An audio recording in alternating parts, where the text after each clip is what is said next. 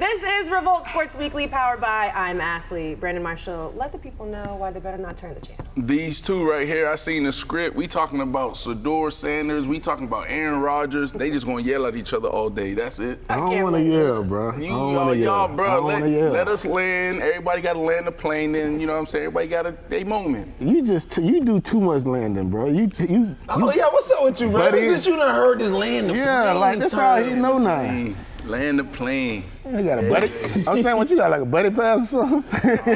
Frequent buddy pass. Frequent flyer miles. All right, y'all. This show starts now.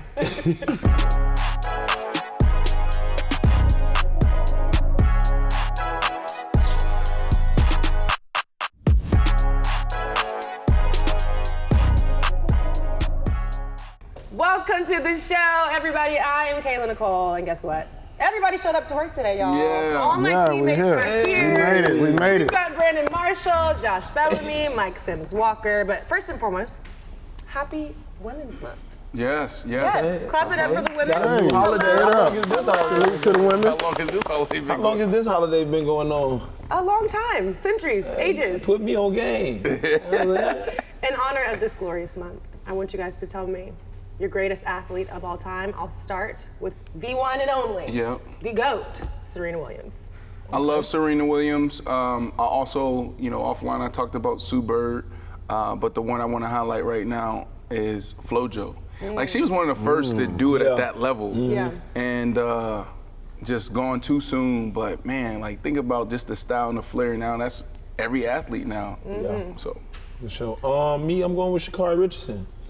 You know what I'm saying? After all the stuff she's been through, you know what I'm saying? When even her first time in the Olympics and they tried to, water her down, my girl's still coming back. She's strong, and now look at it. You know what I'm saying? We at the top of the pinnacle, baby. I'm gonna go with Dawn Staley. I think she's a big part of the reason of where women's college basketball and professional basketball is where it is. I know we're gonna give all the credit to Angel Reese and Caitlin Clark. But man, to see South Carolina on TV every week and producing these type of athletes every year, shout out to Dawn Staley. Big Don, not the little one. All right, y'all, let's jump into some ball. The NFL Combine was last week, and many of the top prospects decided not to participate in workouts. Shedeur Sanders being one of them. This iced-out star opted out, but still showed no lack of confidence when talking about his game and ability to turn around an NFL franchise, just like he did at Jackson State in Colorado. Mike, I'm coming to you first because I know you're really passionate about this one. Real passionate. Do you think that Shedeur got a little too much dip on his chip addressing the media like this? Absolutely. And why so? For one, if history gonna repeat itself, it don't repeat itself from college to the NFL. All right, if you want to go down this list, last year, Caleb Williams, Drake May, Michael Penix, Jaden Daniels, Bo Nix. Only two of those guys made the playoffs. All right, the other three guys didn't have no great rookie years. All right, let's go to the year before that. Bryce Young, C.J. Stroud, Will Levis, Anthony Richardson. Okay. All right, we got one of those guys that made the playoffs. All right. I don't think the other three had no crazy rookie years or even sophomore years. All right, so history don't repeat itself. Just because you won in college, that don't automatically mean you're gonna win in the NFL, bro. You got to go out there and earn it. All right, not just go out there and talking about it and win all this jury and all that. You got to go out there and play the game. All right, before we do all this capping, you got to go out there and play. B, I hear you huffing and puffing over here. What are we thinking? So you just talked about a year. Yeah. I'm looking at a career. You know what I'm saying? Like, you just named all those quarterbacks last year as rookies, and then the dudes that was in their sophomore years. Bro, we're talking about what is Shedeur going to be over 10 years. I'm not putting pressure on Shedeur or even Cam or the young man over in Ole Miss when we look at their rookie years. Now, do we want them to come in and produce at a high level? Absolutely. Do they have to do that? Absolutely. But Peyton Manning got his head beat in. And he wasn't Peyton Manning his rookie year. For sure. So I want to see that, the career, and what I believe, I was about to say what I know, I don't know, but what I believe is Shedeur is going to have the best career out of all of them. This dude is special, man. If I'm a general manager right now, yes, I'm looking through all of that. Okay, great, the jewelry, the sound bites, all that. This dude, he prepares, he works his ass off. This dude is a star. He's confident. That's exactly what I want. And that's what's needed at the top of the draft. When you draft someone, a quarterback at the top of the draft, they're gonna have to come in and have that edge, that moxie, because what's in there could potentially be trash. Cam Newton got a lot of trash, a lot of flack a couple of weeks ago at the Super Bowl when he said, "Yo, I was drafted #1 overall." He was sitting down with Travis Hunter, and he's like, "When I was drafted #1 overall, the dudes in the locker room wasn't great." Now, it went viral because of how he said it. He said it was losers. But that's what's happening at the top of the draft. You're going into a locker room that you need to come in and you need to establish identity. You got to be a leader and you got to be confident to do it. And Shedeur has all of that. Yeah, I think what Shedeur's character is getting is overshadowing his talent. Like, you know what I'm saying? Like, hey, everybody's more concerned with the jewels and the way he hold the watch up, and the way he talk, and the way he do. Hey, guess what? But the man is a Sanders. Imagine if you grew up in the Deion Sanders household. This is what you grew up seeing. Bruh. So how you gonna try to water me down? Hey, bro, this how I live, bro. This how I walk. I walk it. I talk it. And ain't that the culture too? Like, why is that a problem, Mike? Why is that a problem? It's not like he's getting arrested. It's not like he got all these living life, kids and things like that. The dude is just having fun. He's balling. But he's winning. And winning. He won at Jackson State. He won when he went to Colorado. You know what he gonna do again? He gonna win when he go to the league. Yes, what you call winning? Sir. Hold up, what you call winning? A win is when you outscore your opponent. Okay, hold up, bro. That's a win. So what you call, if I got, hey, y'all know it's an award in college. It's called the Bolitnikoff Award. You know what that award is for? What that award is for, Brandon? I have No, what that award is for, Brandon? The best receiver in college, right? Okay. Y'all know who won that award? Okay. Travis Hunter. Y'all know who Travis Hunter played for? So what? Colorado Buffaloes. Travis Hold Hunter on, I'm not done. All right, you heard of a guy named Jimmy Horn Jr.? He'll probably get drafted in the 3rd or 4th round. Okay. A guy named LeJounte Webster, the year before he got to Colorado, he had like the most receiving yards or catches in college football. All right, y'all hear me? Listen to me, bro. I got 3 receivers. One, the best receiver in college football, and I don't make it to the Big 12 championship. Okay. All 3 of my receivers are going to get drafted this year. Okay. All 3 of them. Wait, before you say that. How do I not make it? Where do you start at? When we talk about football, where is the game? Yeah. We got to worry about that. And we ain't talking about that. In the trenches. We talking about where it started at. They had the worst offensive line in all of college football, and he had 3 wide receivers to get drafted. Ain't that a testament to the quarterback? Yeah. Says who? Because we just watched Patrick Mahomes go out and get his ass beat with no O-line. He got back there. He ain't got no O-line. He ain't got no O-line. Not to get that. Ain't got no O-line. They beat him up, bro. Only rushing 4. They beat him up, only rushing 4. Bro, I've never heard nobody say Patrick Mahomes ain't got an O-line until he lost. No, listen. I've never heard nobody say Patrick Mahomes don't have an O-line until he got lost. Until he's lost. All right, hold on. But hold on, let's get back to it, Mike, the conversation, because you brought up some great points, but you know, it's like you got to tell the whole story, and I don't even know if we have we need a whole day to tell the whole story, bro. He had no offensive line, one of the worst offensive line in football. And when they got a little bit better, they found some guys that got a little bit better. The dude was a freshman on the left side. Their left tackle was a freshman, okay, playing at that level. They had no run game. Think about that, bro. And they still was able to win games, and they still was able to get 3 dudes potentially in position to get drafted. Yeah. That's a testament to him. I don't know what you got against. Bro, how many NFL legends, kids, get to the league and do not mimic their father's legacy? Okay. Randy Moss' son, Emmett Smith's son. Okay. All right, and the list goes on. I get it. All right. But so I get it. Because he said he's a Sanders. I get it. That Sanders shit ain't number one. You're talking about no, but hear what he said, though. But hear what he just said, though. If your dad made it to the NFL, he was good, and you are next, you're not going to be good. No, that's what you're saying. He's a Sanders. That don't mean nothing. It does, though. It does. Because your dad is Deion Archie Sanders. Manning, It's not Peyton Manning, Archie Manning, Peyton Manning, Eli Manning, and what's the kid that's in college? And just like that, I can name 10 other guys. Another Arch Manning. That's got a legacy that ain't do what the man is there. That's Bosa one brothers. But listen, hold on. The Watts brothers. Stop. Do he have to be Deion Sanders, though? He act like him. So what if your son was in your house, he gonna act like you too? That's what see every day. No, sir, that ain't. You don't think your son gonna act like you if he wake up every day and see you every day? No. That ain't gonna be when. Man, listen, I got a house full of them. Daddy put on hat, guess what? Son wanna put on the hat. Daddy wear the glasses. Okay, son wanna put on the glasses. I'm a receiver, I get it. If I'm a receiver, I get it. But that quarterback position, my dog, that quarterback position is the most important position on the football Why are you field. mad with this man? This man has been at the top of everything. I'm not mad with him, bro. He plays I great just think football, he need to bro. carry himself a little bit What different. did Josh Allen do different than Shedeur Sanders in college? Huh? What did Josh Allen do different than Shedeur Sanders in college? Character. He carried himself different. If somebody finna go put $40 million in your pocket, bro, they done seen the film already. We know you good, all right? What is your character? And I think he keep proving these people right and not wrong. What did he do? hold on. Man, stop, B, because I'm sick of him. Okay. What did he do? Is he out here getting in trouble with the law? Is he out here stealing out of stores? Is he out here, is he doing anything illegal? He ain't doing nothing but being himself. Why we gotta go against this man and go so hard on him? Because he just being himself. I'm just saying, if I had to pick, I'm taking Cam Ward. Okay. And not only because of the footballs, it's because of the character part. Okay, I want a quarterback position. Well, You gotta be let's not say. Hold on, before we move on from Shedeur, which team makes the most sense for him? Because we're talking about picks. Who should pick him? For Shedeur? For Shedeur. Oof.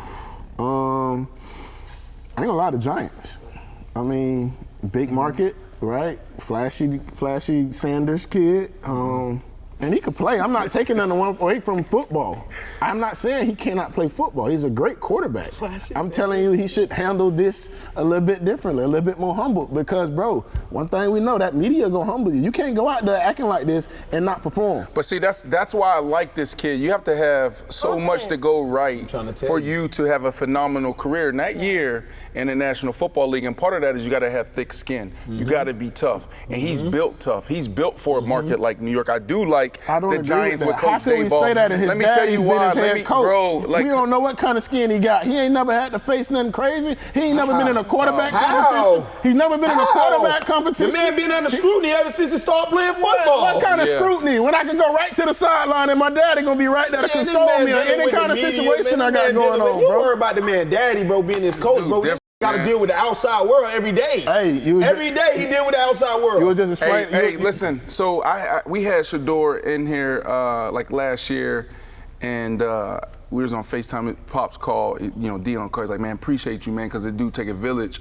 And the way he was talking about it, was as if his son, which he does, he's his own person. The way he thinks, the way he operates, he does what he wants to do. Yes, he is his father's son. But at the same time, Shedeur thinks for Shedeur. Shedeur has his own personality. He created his own 100%. So when you talk about his daddy being there, now Shedeur actually challenges his daddy. His dad got to use a lot of skills to be able to how do I... And he's a vocal dude, bro. He ain't just one of them dudes that hey, Dion, come on. Hell no, hey, man, pause, that shit ain't it. Yeah, so look, Kayla, final thoughts here for me. Shedeur, I think he's gonna have a hell of a career. I think the kid has everything it takes and everything is needed to not only manage himself, but also other people in the locker room. Is he perfect? Absolutely not. But when you say, I want to be legendary, and that's your goal, that means you are embracing learning. All right, how do I get better at my craft? And what the craft is, all of that Mike is talking about. From a traditional standpoint, I do agree with Mike. Like, in the past, we put quarterbacks in a box. We put players in a box. Say, no, this is what we want you to do. Eliminate distractions. For him, he knows if you come out there and you do all of that stuff, it's going to come with a different level of scrutiny, bigger cameras on you, bigger lenses on you, and you got to produce. And when you don't produce, if you have a bad game, you got to have a thick skin to be able to deal with it. You just can't have no bad year. Bad years is the problem. You can't have no bad year. You can't have that. Yeah, I don't think he have a bad year. I think he do good. I think he go to the Browns. I mean, not the Browns. I think he go to the Giants. We already know that Daddy won't go into the Browns. Then he going to the Giants. You know what I'm saying? And I think he go and be great, bro. The man being great, bro. Ever since he been on the field, bro. At Jackson State and when he got to Colorado, the man has been great. He been thriving, going through the roof, bro. This man is at Colorado. Final thoughts. Go ahead. Let me hear. So what's the final thoughts? When it's all said and done? This is my final thought. Shedeur told the media, if you ain't trying to change the franchise or the culture, don't get me. I think he knows who he is. I think he knows he's the guy that wears the chains. He is a little bit more flashy. Love He's it. looking for an organization that's going to accept him with open arms. All that it comes with. Okay? That's my final thought. My final thoughts, college success do not transfer to NFL success. I see it every year in and year out. All these quarterbacks go top 10 and one, maybe two sometimes, barely even make it to the playoffs.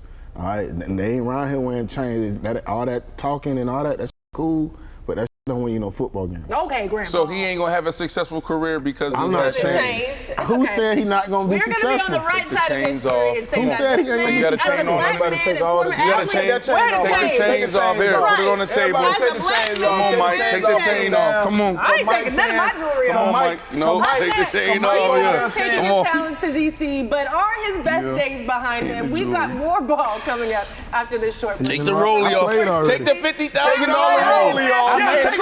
I made the playoffs already.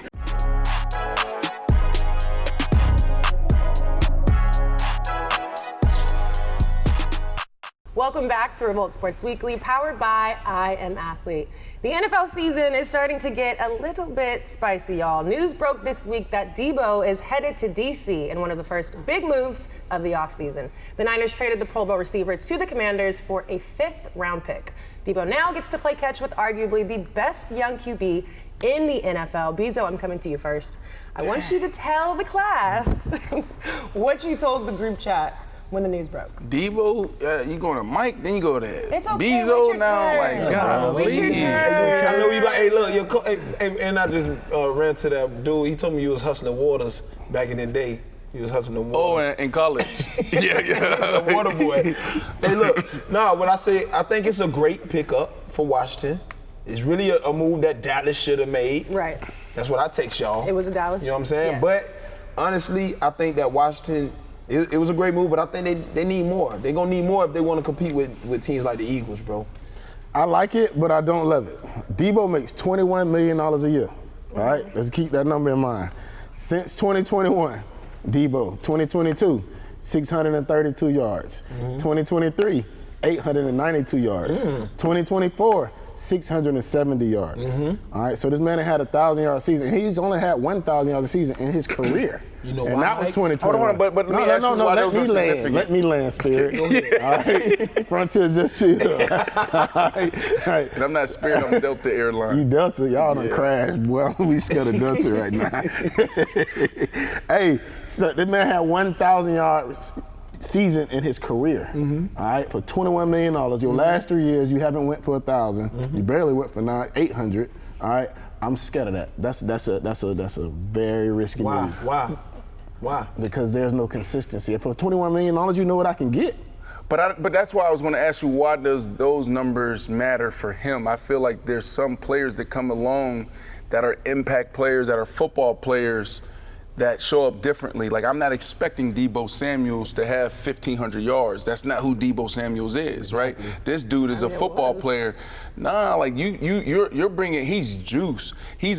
You're bringing in Deebo because at any moment in the game, he can flip the game. He can go for 70, he can go for 80, he can take a hitch, a slant, a reverse. He just makes plays. That is dangerous. That's why you bring him in. They don't even need him for that, because they got Terry over there already. They already got a number 1 wide receiver. They got a run game. They got a coach that's phenomenal.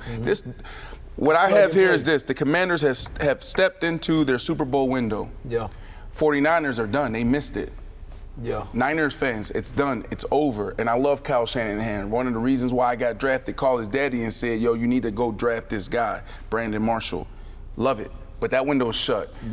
Commanders, they're saying this is our opportunity to do this. That's why you go make this move. Because when you look at the quarterbacks like the Joe Burrows, Jalen Hurts, the Lamar Jacksons, Josh Allens, now these quarterbacks on their rookie deals, they're getting their teams in position to win. Now, we've never seen a rookie quarterback win the Super Bowl, but when you talk about you got 3 to 4 years before they have to pay Jaden Daniels, that means that money can go in, $21 million can go into a Deebo Samuels. It could go into, another defensive end or a cornerback. They tried that this past year with Stephon Diggs down in Houston. CJ Stroud on his rookie deal. Why would we even go get a Stephon Diggs in this? Because we can afford it. We can afford it. So this is the biggest takeaway for me is the Commanders. I wouldn't be surprised if they're in the NFC Championship next year. Like, they're different. So the reason I said I didn't really like it because of the numbers are declining. The reason I do like it, y'all remember in the playoffs, Detroit played the Commanders, and Terry McLaurin caught like a little hitch and took it for like 70, or not like a screen. And then they ran it in versus Philadelphia, and the got stopped 100 times. I could see that being Deebo, right? That's where Deebo shines at, with the ball in his hands. Instead of that being Terry McLaurin, that could be Deebo. That's his game. If they can make plays like that for Deebo, all right, quick, get the ball out, shallow crosses, slants, bubble screens, and get the ball in his hands, which Cliff Kingsbury could do. All right, that's why I like that pick. And go back to that, I was just going to say that, like Kingsbury, it's really plug and play with Deebo, right? You know what I'm saying? Like we bring in a great athlete to our team, and we plug it and play. We putting him in positions to do what he need to do. 2022 is when they got McCaffrey over there in San Fran. Then you start seeing Deebo numbers decline. He ain't doing what he used to do. He not running the ball like he used to. Them extra little touchdowns that we used to seeing, he not getting those opportunities because they're going to McCaffrey. You know what I'm saying? Deebo is not a 1,500-yard receiver. That's not. We're not even expecting him to do that. We expecting Deebo to get that ball and score touchdowns. And that's what he's going to do at Washington. They're going to plug and play. Well, speaking of decline, we often hear about the sophomore slump. Curious to know, as players, do you think that's a real thing, especially in the QB position? No. Why is that, Bezo? No, because you got these young guys that's coming in that these teams haven't prepared for these dudes. They haven't seen Jaden Daniels before. We seen him in college. Yeah, all right, that's college. I might be thinking, yeah, he did it in college. We don't know if he gonna do it. You get to the NFL and he doing that in the league. You know what I'm saying? So now we got to go to year 2 with all these dudes that stay up, that work upstairs. Got to figure out how can I stop Jaden Daniels now. So now they're preparing for him. So yeah, we might not see some of the stuff we seen, but with this dude, I think that we still see these electrifying plays. We still see this stuff because he's a very, very, very good football player, and I think he will be a great one day. Every athlete's story is different, and for Jaden Daniels, he absolutely is going to crush his second year. Like, this dude is just built differently. You even see the comments from his mom, how she's thinking, operating, and how she's trying to help him navigate through his career, managing him, and then also with the ladies, like, no, y'all better stay away from my son. He's super focused, and so when you look at his numbers, almost 70% passing percentage, 3,500 yards, 3,600 yards, 29 touchdowns, 25 touchdowns, 9 interceptions. I expect him to go over 4,000 yards passing, especially if you have a healthy, in shape Deebo Samuels, 40 tubs, less than 10 interceptions. That's what I expect from this dude. This dude is different, man. Like, this is one of those guys we're gonna look back and be like, wow, how did we miss? How did we not see this? And it's crazy because he was the Heisman Trophy winner. He won the Heisman. I don't even see why they keep calling CJ Stroud a sophomore slump. Went to the playoffs. He's only off 400 yards passing, and if y'all watch the season, Stephon Diggs got hurt towards ACL early in the season. Nico Collins missed majority of the season with a hammy or something like that. He didn't come back to like the last 2 games of the year, and they still made the playoffs. They actually won the first round of the playoffs, and they lost to who? The Chiefs, right? In Arrowhead. All right, so that's not a slump. And for Jaden Daniels, I see it getting better. All right, because now they can add little pieces around him to help him, like Deebo. All right, I can see them adding probably another running back or another receiver. All right, and that's only going to thrive for more Yikes. Thrive more for Jaden Daniels, all right? Get it right. Yeah. Excited a little bit. He said, Okay, a good, exciting stat, you guys. There's only 5 other QBs in the history of the game that made it that deep into the postseason, like Jaden Daniels did. Can you guys name 4 of them? We did this earlier. Don't. Name the 4. Ben Roethlisberger, Sean King. Joe Flacco. Brock Purdy. Joe Flacco was one, right? Hold on, let me clarify this because this is what makes this important.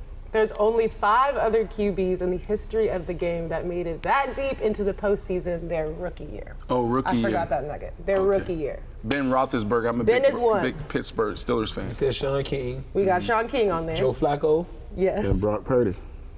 You're missing one. Missing one. Brock Ooh. Purdy. Damn. Who's the other one? Jalen Hurts. Mark Sanchez. Oh! Man, Mark Sanchez ran into the center, man, and got a concussion, man. Hey, didn't both of y'all play with him? No, hold on. Because Mark No, I Sanchez. didn't play. I wanted to play with Mark. Mark Sanchez told me that Baker Mayfield was going to be better than Lamar Jackson. Right. Yeah. I remember Baker had a good yesterday. year last year, though. Yeah, Baker but had a he very ain't no- good year. Come on, I man. know. Let me not even put that out. Mark had a great rookie season, man. Give him some Man, put credit. that clip up with Mark ran into that center, man. Hey, Mark, that's my dog. I mess with Mark, but Mark, you ran into that center, man. All right, y'all. We have a new segment coming up after the break. Don't go anywhere. This is Revolt Sports Weekly, presented by I Am Athlete. Take off your jewelry, Kayla. Take this off. All the These don't come Cartier off, baby. bracelets. They Yeah, don't you come can't off. wear no jewelry. Please don't come on. You Hello? can't.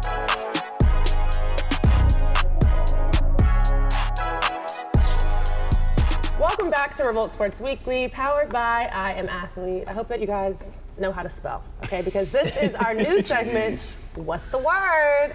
Basically, we're going to fill in the blank with the word of choice, okay? I'm going to give you a question, you're going to fill in the blank, and you're going to write it here on these whiteboards. It's good. All right? I went to Everybody school prepared? for football, so I'm gonna see. This is going to be You went to school for football? I went to school for football. We're going to see about where you? everyone's reading level is at. All right, y'all, first question. Queen Euros just said. Bad news for Sixers fans. Joel Embiid's knee issues continue, and the team is shutting him down for the rest of the season. His NBA future is in serious doubt. So what is the word? Joel Embiid's career is A. You fill in that blank. I'll start while you guys are writing yours. My word is expensive. Expensive. Joel has played 19 games this year, okay? Last season he played 39.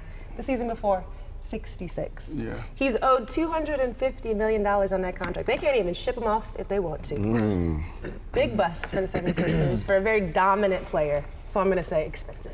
Joel, Listen, you're expensive. that's really good, Kayla, because that's a big conversation right now is like the investment they made. And then also like next year, if he doesn't play a certain amount of games, they can like do like a forced retirement. Which I've never heard of. Right, like so that's like the biggest conversation there. For me, and I don't hear anybody talking about this, it's sad. Right? Why y'all- Yo, but it's sad. Let me tell you why it's Joel sad. Embiid's career Because sad. think about it. No more. So I feel sad for him because it's ball. Yeah. You got to think he wants to play. He Absolutely. loves basketball. Who makes it to the league, accomplishes their biggest dream, their goal, and say I don't want to play, Yeah. right? So it's sad because from the beginning he couldn't play, and they managed his body and his whole, his minutes and all of that stuff. But we're talking about a dude, and I wrote down here, this is Shaquille O'Neal, like Shaquille O'Neal frame. Yeah. This is he moved like Elijah Wan. He also played a little like Dirk, right? But he's a big dude. Nasty. Think about it. And like those then he's comparisons. only played a few, so it's sad in so many regards because this is a dude that is a freak athlete, and we haven't seen him play, and there's been a huge investment. So it's like, as a fan, you want to see it. I'm really sad for Joel Embiid. Same. Okay. Bezo, what Bezo, what you got? I can spell. I just want y'all to know that, all right? I'm going failed process. Okay, well, first of all, we said one word. It's what's the word, not what's the words. But go ahead, The Bezo. phrase, the words. The phrase, Hey, what's the phrase? It's a failed process, man. I believe, man, it's unfortunate. But, man, Joel Embiid is a great talent. You know what I'm saying? Like, it's unfortunate, like, the injuries is the reason why he's being, kind of removed from the game. I think that Philly should try to trade him and see what they can get. Like you say, it's going to be expensive, but that's the only thing they can do, really. You know what I'm saying? But, like you say, it's sad. He's expensive. It's a failed process. Because he came in the league and for everybody out there who may miss this or was living on the rock during the time, he said, trust the process. Trust the process. No, you're saying it's failed. It's a failed process. Done. And he came in the league and he missed like 2 years because of his knee. His first 2 years, he didn't even play because of his knee. Yeah. That's right. But my word is kind of like Kayla's. It's lucrative. All right, before I get into the financial part, all right? Before you even get into it, let's fact check, is it spelled right? Oh yeah, I know I'm good. I know I'm good. That look right. I know certain words. I know I'm good. Before we get into the financial part, Joel Embiid played 39 games last year for the Philadelphia 76ers. Yeah. Then he come right back in the offseason and go play every game for Team USA. Kawhi Leonard came off a knee injury last year, and instead of playing for the Team USA, he opted out so he can get healthy to play for the LA Clippers. Y'all see the difference? Do y'all see the difference? So now Kawhi is out there playing. I think he had 33 points last night, and Joel Embiid once again is out for the season. All right, so is you playing for this franchise that's paying your bills, or you want to go out there and play for Team USA? All right, so I thought that was a bad move. From USA. Exactly. He should have played for Cambodia or something like that, right? That's where he's from. That's where he's from. No, that's where he's from. That's where he's from, for real. Okay, because he's Cambodia. Where he should have played, Mike? Cambodia. Yeah. And Mike, I think you got to disclose that you're close to the situation because your nephew played with him for several years and backed up Joel Embiid. So, but to get to the lucrative part, Joel Embiid played 39 games last year, right? And then signed, after that 39-game season, signed a 193 3-year deal. That's last year? Last year, September. All right, coming off 39 games, in the NBA. You go out there and sign a 3-year, $193 million extension. Make that make sense. Well, think about it as a player, though. Hold on, go play in the NBA. Let's do it this way. Why we ain't playing in the NBA? They just giving people money, hurt knees and shit, man. Make that make sense, Deebo. If I just played 39 games, how do I be up for a contract extension? How is he getting All right, hold on. Let me ask you this question, though, Mike. Now, you're so NFL, though. What do you I want you to put yourself in his shoes. K-Side's 24. All right. You had knee injuries. Plenty of them.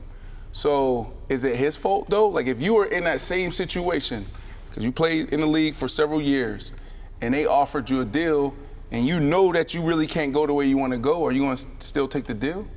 Absolutely, I'm going to take it. It's free money. Look, there you go. There you go. So is it more of a Joel Embiid problem, or is it a front office problem, right? Because as a player, if you can't go, you can't go. So are you that saying that you think he can go more?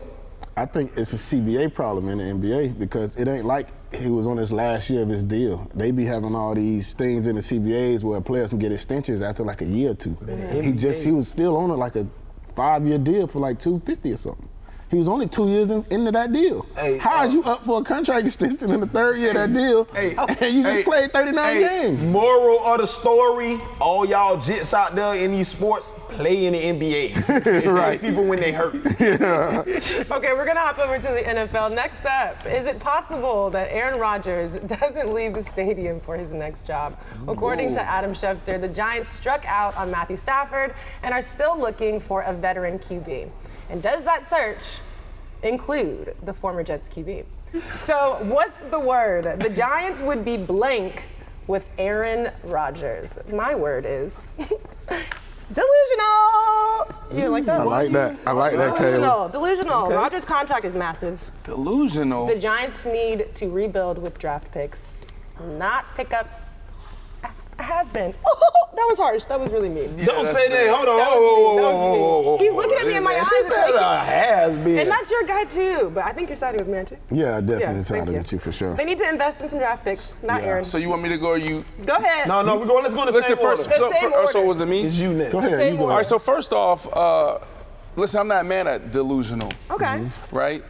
Delusional, and you're saying delusional because of the last 2 years with the Jets. I'm saying investing But I long-term think greatness. instead of short-term. Yeah, but when I think of greatness, you have to be a little delusional to break through. Ooh. So it could actually Work in their favor. right? Because everybody's saying that, but then you bring in a guy, you get that contract down. He's a gap quarterback, but this dude can still play if healthy. Now can him and Dayball coexist? And for me, I put playoff bound. And the reason why I put playoff bound is because I don't need Aaron Rodgers to be the Aaron Rodgers in Green Bay. What I need is Brian Daboll to do what Brian Daboll did with your boy Josh Allen. I hear you over there huffing and puffing, but you got to remember playoff bound. But Mike he loves Josh Allen, but the dude who got Josh Allen's career on track, because it wasn't on track, he was missing the side of the barn throwing the football. Then Brian Daboll comes, and look what happened. Then Brian Daboll go and become the head coach of the Giants. And what is Brian Daboll missing? He's missing a guy that can come in and just be a pro, just make the simple throws. Just give me the check down. So them doing this, they'll be playoff bound. It ain't gonna be a phenomenal season, but they'll be in the playoffs. Okay. Delusional. Got me a little delusional. Yeah. Me, I got better.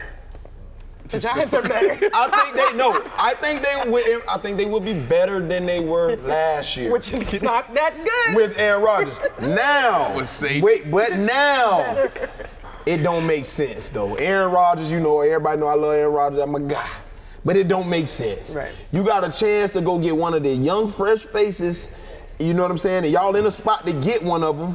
It just don't make sense. You know what I'm saying? I think they should go get one of these young quarterbacks right now that's finna, you know what I'm saying, be available. Shedeur, Cam, one of them, even Jackson Dart. They got an opportunity to get either one of them. And guess what? One of them young boys gonna sell some tickets. The Giants need to put some people out there in them stands. Somebody that people gonna come watch. They don't wanna watch Danny Dimes, and they ain't gonna come watch Aaron. They gonna come watch Cam. They gonna come watch Shedeur. And Or that young Jackson boy, Dart. Y'all ready? Here we go. Come scared. on. Let's see. In honor of my favorite football movie, the Giants would be Little League. the Little Giants. That's good. That's good. Unless you got Icebox walking in that door, hot hands, and you go run the annexation of Puerto Rico every play, the Giants don't stand a chance with Aaron Rodgers. They're gonna be the Little Giants. All right? That's good, Mike. Mike, you good. You know that was good. I like that. How they gonna get worse? What they won last year then? That's what I'm saying. What was they last year? Bruh. The mini All Giants. right, y'all, next question. Finally, ESPN is reporting the Steelers are leaning more towards bringing back Justin Fields and letting Russell Wilson walk in free agency. So, Brandon, what's the word? Okay, so The Steelers choosing Fields over Russ would be. Oh, we're not ready yet. It's okay. I'll go first. I'm ready. I'm gonna be. Hold on, would be a long-term move. Okay? We're looking to the future. It's time to build. Oh, sorry. Long term. It's time to build. It's time to build around our future. Justin is a promising QB. He was 4-2 before Russ came in and shook things up. I'm saying they put their money on Justin because we're thinking long term. What do you think, Steve? Yeah, so I'm a piggyback off of that, right? So if they do that long term, it's still tentative. And the reason why it's tentative is because we still don't know what type of quarterback Justin Fields is going to mature into, right? I wanted to say bold. I went to Chat GPT and I said, I need a word that stands for both starting and stopping, but tentative stands for Mike Tomlin, the head coach. It's like your legacy is on the line right now. Question mark. You understand? So if you make this decision, whether it's staying with Russ, going with Justin Fields, or going to get another quarterback, it's time to go right now. We need to win right now, so it's tentative.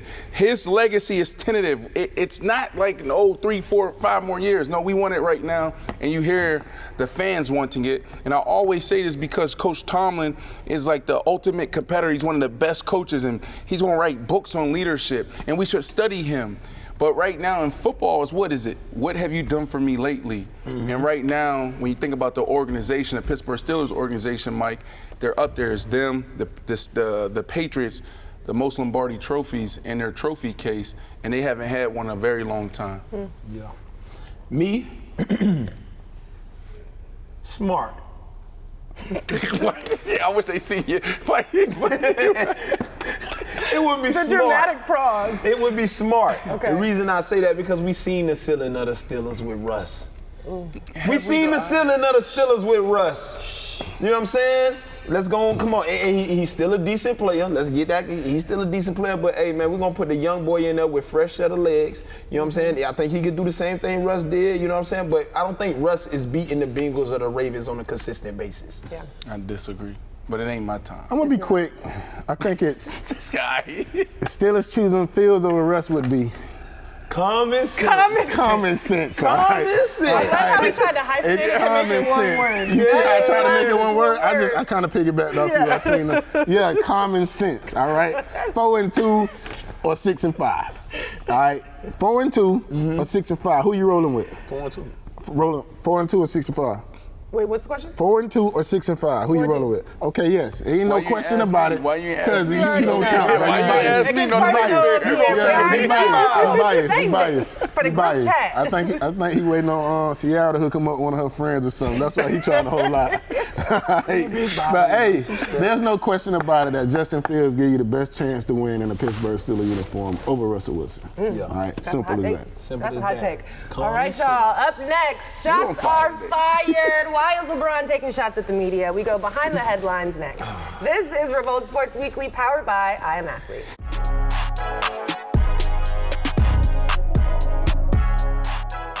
Welcome back to Revolt Sports Weekly, powered by I Am Athlete. Before we jump into our next segment, I have one more question.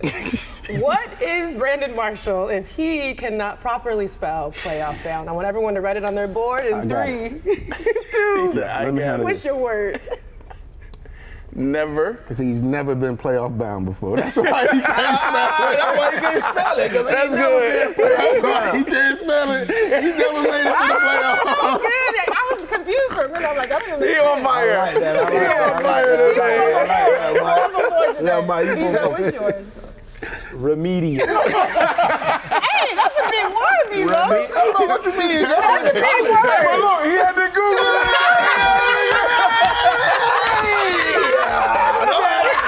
Hold on, give it to me. Spell it. Remedial. Spell it. V, I can spell it. R-E-M-E-D-I-A-L. Hell yeah. Okay, my word was human. Oh, She gave you some sympathy. Got on the back, he human. Players Players mess up too. Right. She gave some grace. All right, y'all, it's time to go a little bit deeper. that was my assistant. No, you didn't even let me. Can I give y'all my? Oh, you wanted to spell it right this time? No, it's not that. My assistant, you know, she wrote it for me, and it was on her. So I'm gonna throw her under the bus. I didn't write it. Hey, you doing the Tank. That's crazy. Come on, Tank. You got sweat in your eyes. You got sweat in your eyes. Get your shit together. Come on, Tank. You got sweat in his He eyes. wanted you to come on camera and admit that it was your fault. I was gonna throw me on the out. Hey, you threw the hairdresser under the bus. That is wild, Tank. Take a break. Okay, y'all, let's go deeper behind the headlines. Hollywood, what you got first, man? So first of all, y'all didn't have to do my boy B like that. Jeez. Yeah, we Y'all didn't have did. to do my boy It B was like that. necessary. So LeBron is making headlines for off-the-court comments, of course, that he made after the media asked him about Anthony Edwards. Well, how does he feel about Anthony Edwards being the face of the NBA? And LeBron responded and said, "Why do you want to be the face of the league when all the people that cover the game on a day-to-day basis crap on everybody?" The bigger question that I really wanted to ask y'all here is, as the NBA evolves with younger stars, do you think the game is making it harder to be the face of a franchise? I mean, for me, Mike, you want to go first? You're a resident basketball expert. You No, wanna I'm go gonna first? let you lead because you've been a face of a franchise before, so you probably got a better insight than me. I want this. Yeah. Right. Thank you. Yeah. Thank you. I want this. Go it's ahead. wide open. Go ahead. That's Unbutton exactly the top button. You wanna get- 100%. And you have the rumblings. I just think that NBA players are sensitive right now.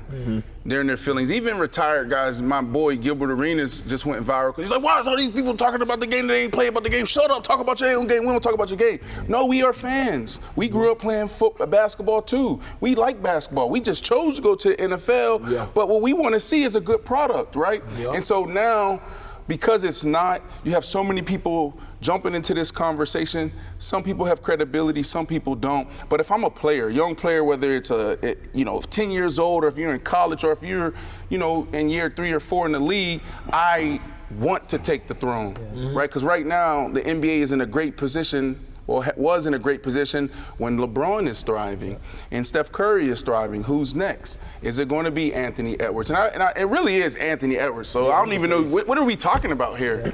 But if I'm a young player, Mike, that's what I want. I want this.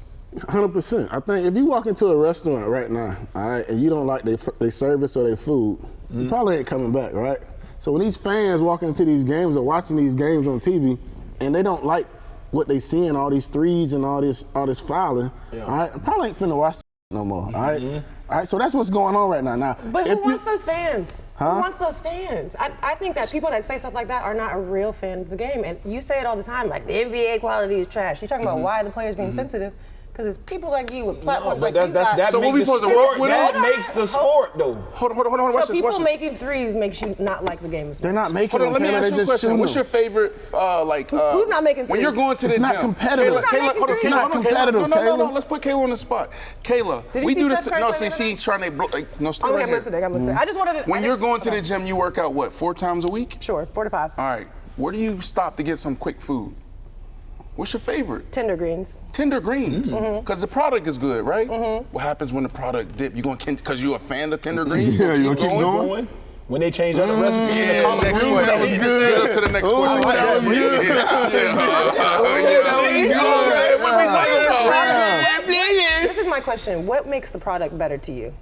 Because you just said people aren't making the threes. Steph Curry just had a how many point game? Simple. Talking about one player. Simple. Okay, but it's like Can I those answer? are the moments though. Like those are the moments as a football So you want me to fan, wait every 10 games, 30 every games, 15 right, games right. for that? To get It's something just special? that you guys are never satisfied. We want it to though. be competitive, Kayla. You know what I want? I want. it This is what I is. want. So It for is everybody out there, competitive. even the NBA guys out there, You- you know what I want? I want to see strain. Yeah. That's what we say in football. Strain. Yes. I want to see Every strain. play, Like yes. this. Defense, look. What happened? But Defense when like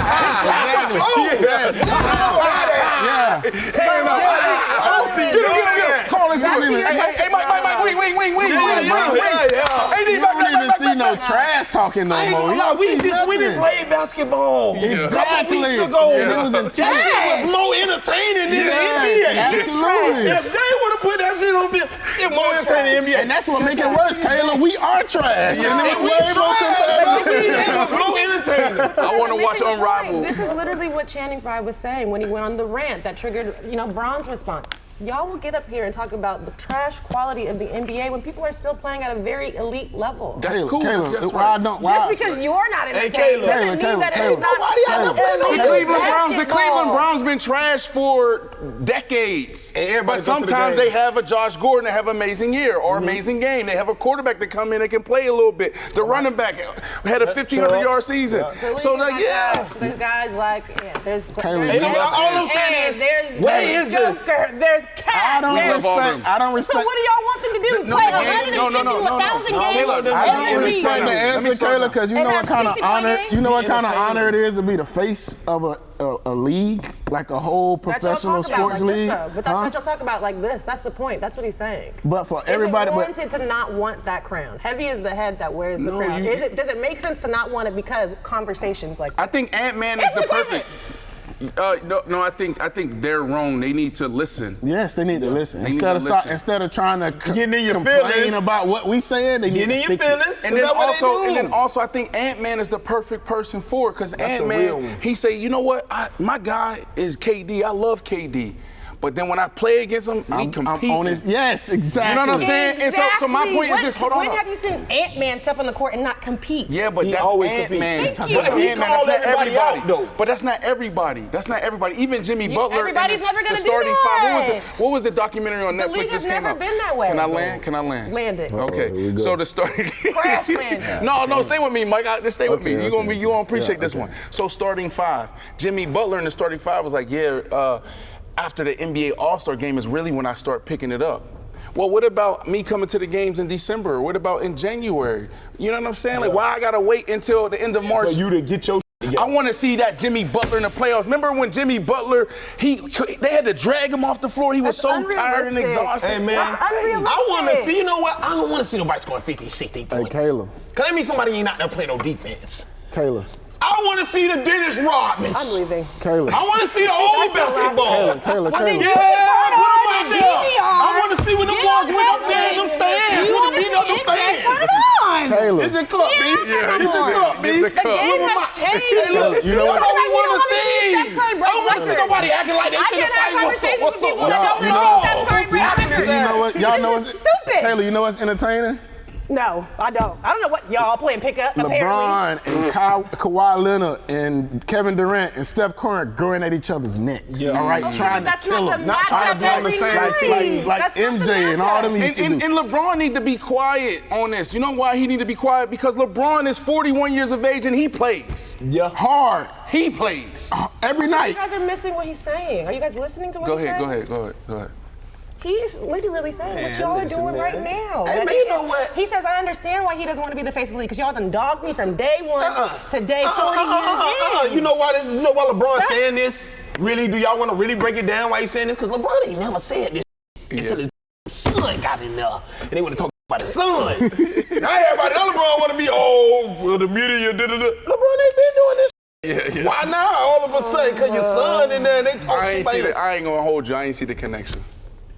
He's saying that he's sensitive. He's saying sensitive. I was waiting for you. I thought you was about to go ham on the No, point. but he's sensitive son. because they were He's talking about his sensitive. son. LeBron James ain't never came out and said, they talking this, they doing this in the media. Okay. They ain't never did that until they started talking about it, bro. boy. When you at that level of your career, bro, the media is what it is. All right, that's their job to critique the game. All right, just like fans' job is to critique the game. I can tell you what I like and what I don't like. Well, my biggest takeaway, what I learned, you always learn something on these shows, and I'm gonna pass it to you. And I don't know why I'm doing the Donald Trump hands, but what I learned on this segment is from Kayla Nicole Brown is a fan is someone ride or die.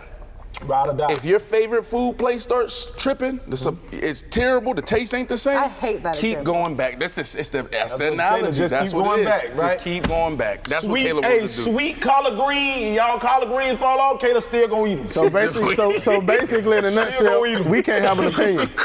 She gonna give you that $10.99. You gonna go home and put some cayenne pepper in Don't it. go anywhere. Sweet Green, I love you. Because we have more behind the headlines after this short break.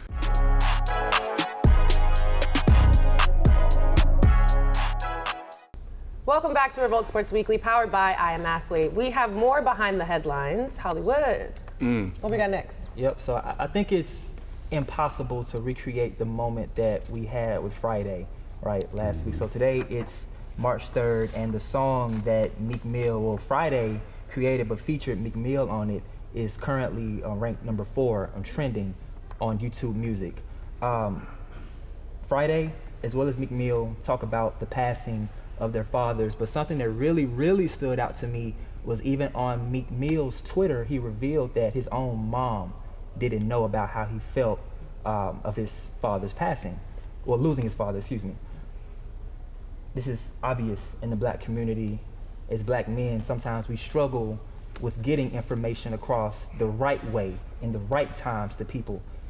All of you have humongous platforms and have been able to inspire so many people over the course of your NFL careers and even social media careers as well. Has there ever been a scenario for you guys to where it's like, damn, I'm going through all this right now, I don't have nobody to talk to.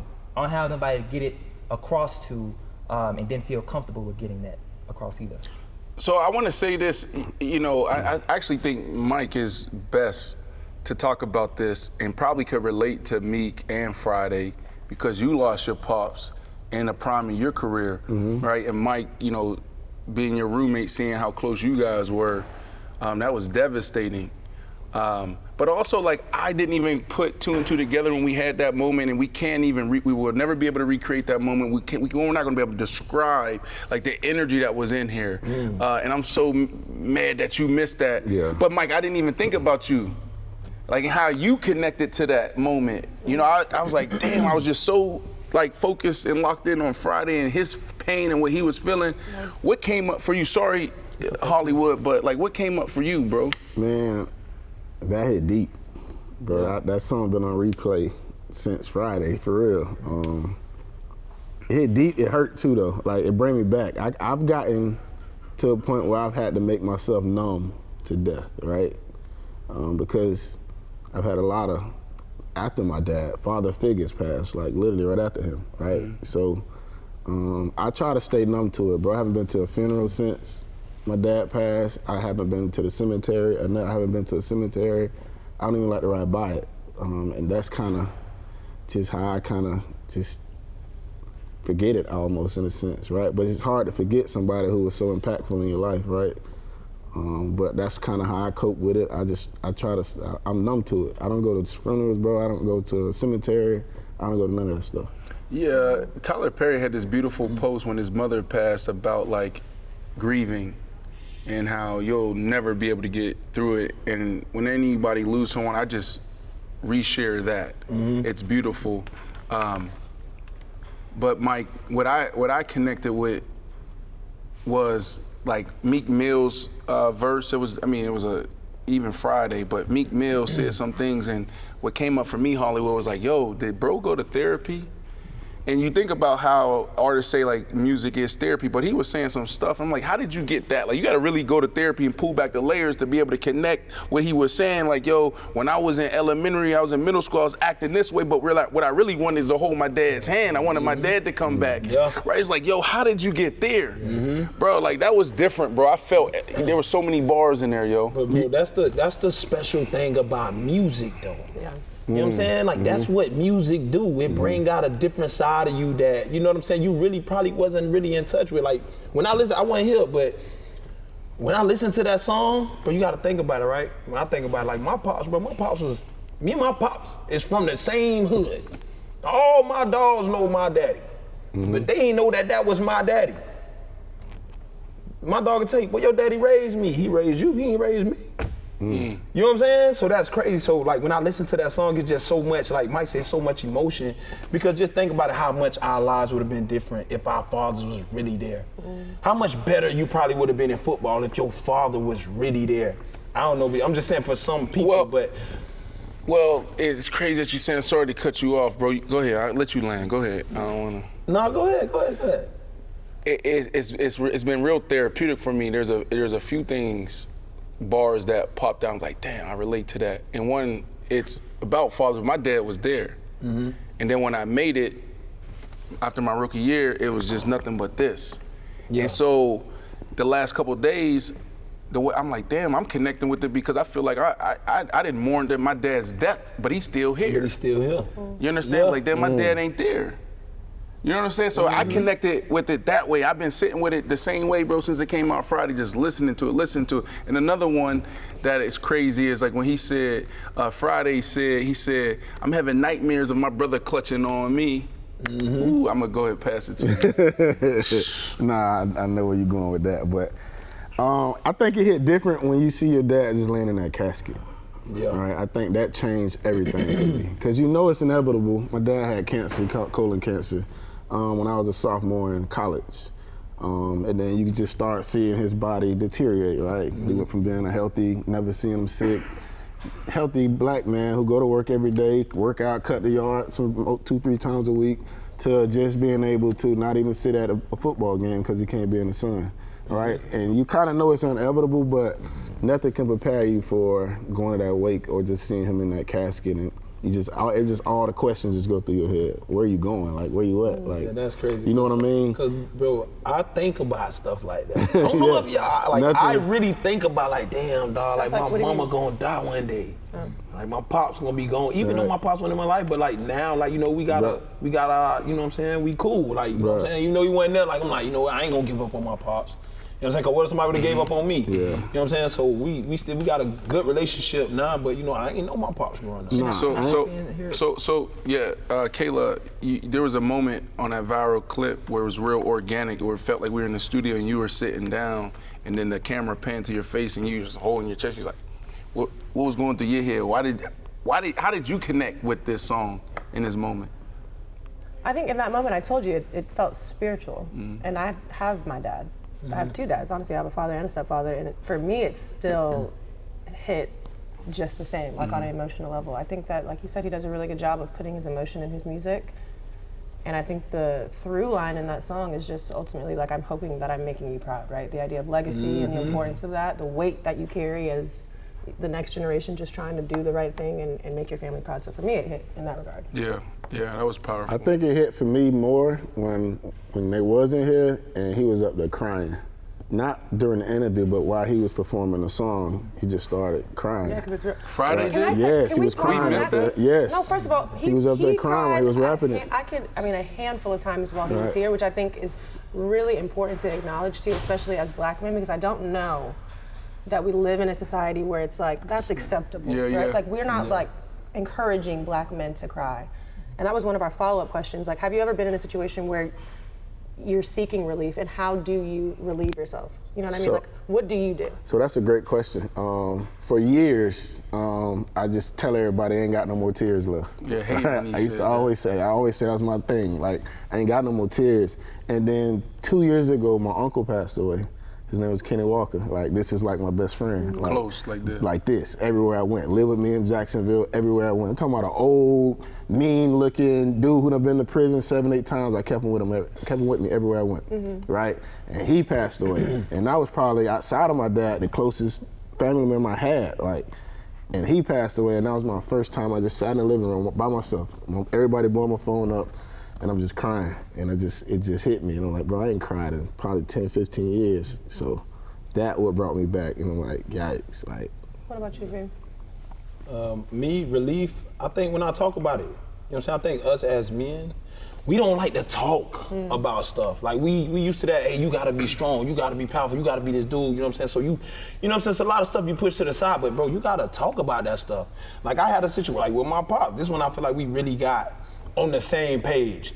Cause like when I was in the league, you know, and my pops, he started, you know, we finally got back out of prison, he started coming back around, it was like, I felt like he was being entitled to my money. You know, it'd be like, oh, bro, you got your daddy out here doing, hey, I had to break it, like, fam. This was like right before a game. Like, hey, yo, bro, don't think you entitled to nothing I got going on, bro.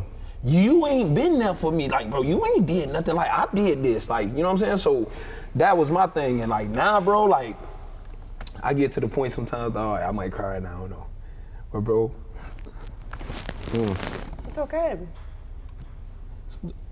It's real, it's okay. What? No, go ahead. finish finish, bro. I get in the car sometimes, I be thinking about my kids, but like, you know what I'm saying? Like, I want to be the best father I could be. You know what I'm saying? Because I ain't had that. And sometimes I get in the car, bro, and I'm by myself listening to gospel, bro, and I'm like, dang, what's this feeling? Like, why I'm so overwhelmed, why I'm crying like this, you know what I'm saying? But I just feel like, bro, it's trauma, bro, you know what I'm saying? And like, it's just like, I'm so happy where I'm at in my life. I've been through a lot of stuff.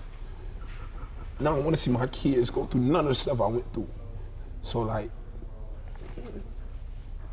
it'd be crazy, dog. But yeah, like, I don't know, bro. Sometimes, like, I get in that car, bro, I turn the gospel on, bro. And in the morning, every morning, I ride. And sometimes, bro, like, I even call my dog DT. I'm like, bro, and you call me something like, bro, Bezo, I cut that song on, bro. I'm just crying in the car. I don't know.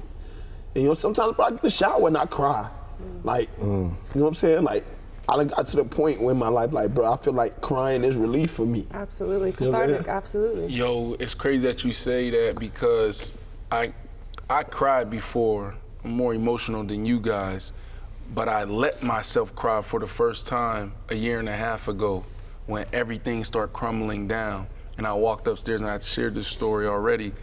I walked upstairs in the yoga room, put the heat on, laid on the mat, and the tears just start rolling down my eyes. And usually I fight back because it's like, oh, I gotta be tough, I gotta be strong, come on, let's go. But I let myself feel that. And I started doing yoga every day, and then Reese, you know, came in and he was like, yeah, let's go to church, basically. We started going to church, he pulled me to the altar. And then I was also doing therapy. And my therapist was like, you know that is a release when you cry. Yeah. I didn't know that. No, I didn't either. Bruh, so like now I get to a place, Sky, Kayla, where I'm like, yo, I can't wait to cry. Like I need this release. Sometimes it be hard. Yeah, I need it. Yeah. So what's crazy for me, Kayla, is that it took me up until turning almost 40 to realize that it's okay to cry. I need to sweat. I think it's powerful that, let's see, there's 4 of us here. And out of us 4, I think we've each dealt with, whether it be depression, anxiety, or just going through major life-altering events. The takeaway, sometimes you gotta cry. Sometimes you gotta turn on a little gospel. Sometimes you gotta go to therapy. I think for me, in my darkest of moments, and I've talked about this publicly, I've had a struggle with depression. It's something that I had never experienced before in my life, and the only thing that made things a little bit better for me was going to therapy, talking to someone, hearing things out loud, and figuring out my problems within that room. Like, I just think that depression itself is so isolating. You think that you're the only person in the world that's going through this. You lose a loved one, you think you're the only person in the world that's feeling this weight, but the reality is, like, these are universal experiences. There's a lot of people that are going through the same thing, and there's so much power in community and talking about hurt and crying on camera and letting people see that this is a normal part of life. This is such a normal part of life. So I appreciate this conversation. It's so beautiful. And I appreciate your transparency and your and crying. It's okay. Proud of you, dog. Because you try to push past it, but it's okay, G. Proud of It's you, cool. You good to cry here.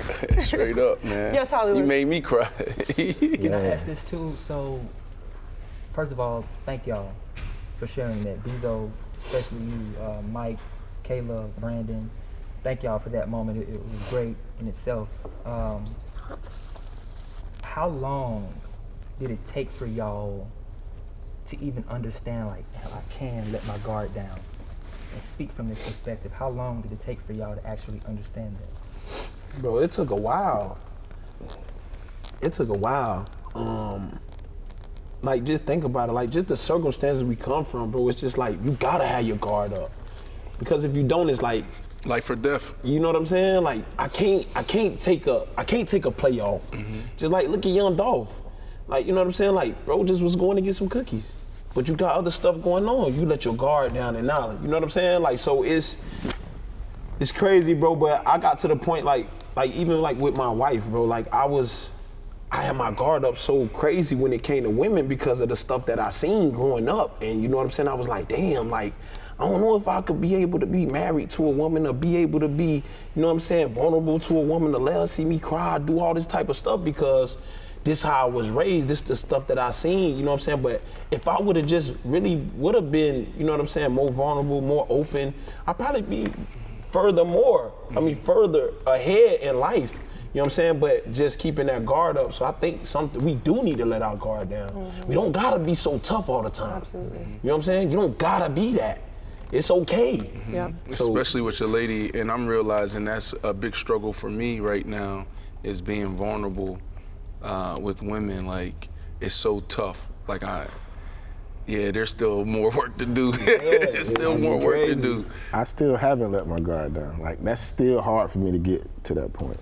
And I wish I could, but just, I don't know why I can't, right? Because I feel like that is a release. Like, I relate it to everything you just said, especially like the gospel part, bro, because I just ride and I just listen to gospel a lot and I get goosebumps listening to it, dog. You feel me? Like, but it's just something that just still hold me back from being vulnerable or crying. I don't know what it is. I still can't let my guard down because I have so much on my plate and I've made all these mistakes and for me, I just feel like that ain't gonna do nothing, right? It ain't gonna help, Mike, can I right? tell you something? A few weeks ago, bro, before the Super Bowl, and I don't think B, you even noticed, we just walking, and I'm talking to you, chopping it up, and I'm looking at your feet, I'm like, bro, damn. Like, bro, how you got them? The shoes, 5s. How you ain't even out yet? You asked me, you like, bro, what size shoe you wear? Like 11. He took them off his feet. Bro gave me the shoes, like, off his feet. You remind me, Mike, of so many men that I have in my family, even my own father. I see it every day, and I don't know if that's why I think we got the same last name, Walker, so I don't know if that's the same thing. I don't know what that is, bro, but you deserve every piece of relief, like, that you're asking for right now. Do you feel that relief coming, like, as you begin to get older? I feel like I get a lot of respect, right? Not just for what I've done, but just for who the person I am, right? I say this all the time, I try to be who I needed when I was growing up. Not to say I didn't have a great dad, I had a great dad, bro. I had a great brother too. right? But just being an athlete, right? Being a mentor, being like when I was growing up, you ain't running into no NFL players that often, right? I'm one of the most accessible players or people you gonna find. Like I'm supporting everybody. Like I ain't got no hate in my heart. I can't carry it. You feel me? Like I just can't. So I just try to be who I needed when I was growing up. That's for anybody. That's a kid, that's a friend, that's a brother, that's a son, that's a nephew. Whatever it is that I can help with, I try to help. And that's material stuff, bro. I don't care about the Jordans. You know what I mean? I was just saying that that's like, beautiful even because a lot of people won't do that. Man, it's like that's great because what I'm hearing from you is that I don't want anyone to ever feel like, you know, like this will never come, or I'll never be able to get this relief, right? Yeah, you deserve it. I think you just have to keep showing up. You know, you said you're still not in a place where you feel like you can be vulnerable. Just keep showing up. Just keep showing up. And I think eventually all that you have sown into others, it'll come back to you tenfold. I think.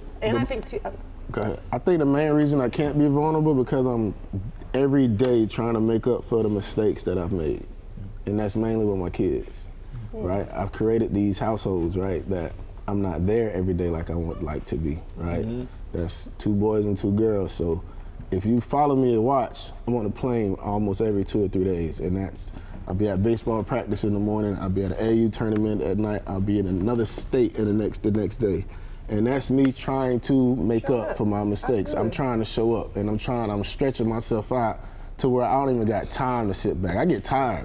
Like I'm on a plane every other day and I get tired, but I don't even have time to even sit back and be vulnerable because I gotta be here tomorrow. I gotta show up for her piano class.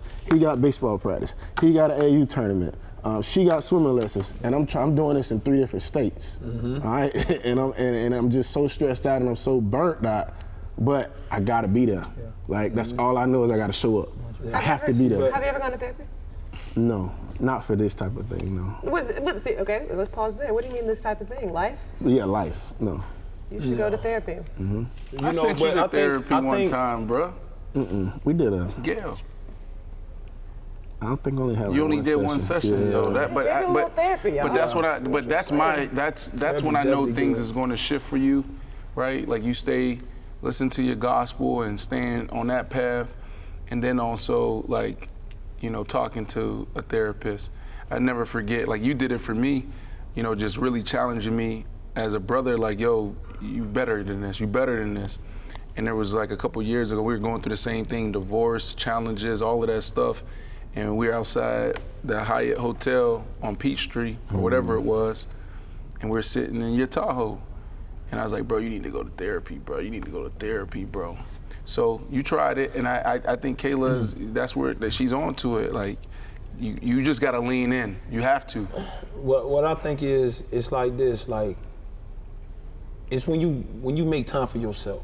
You know what I'm saying? That's when you can, you know what I'm saying? When show for everybody else. Because you doing, all right, I'm doing this for them, doing this for them, doing this for them, doing this for them. When did I ever do anything for myself? When did I even give myself a chance to even be open with myself? Like in the morning when I get up, that's my time for myself. I get up at like 5:30.